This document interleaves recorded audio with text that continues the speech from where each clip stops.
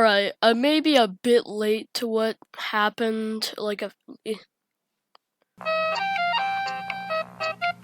Alright, so I may be a little bit late to what happened like a few weeks ago, but I'm gonna talk about it anyway because I need views and I think this is absolutely ridiculous. I'm pretty sure you guys heard of the incident anyways. So, there's this girl, okay? She, and along with like two other friends, were on an Uber, alright? And apparently, the girl didn't have her mask.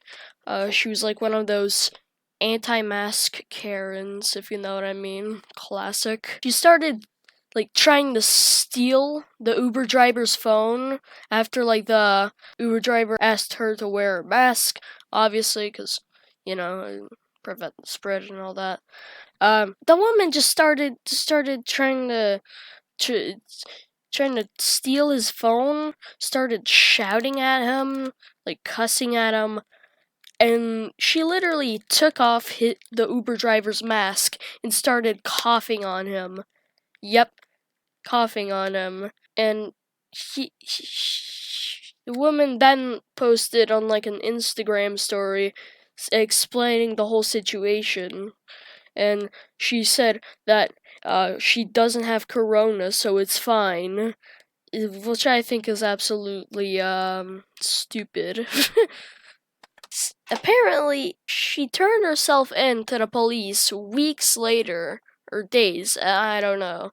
Which is actually surprising to me.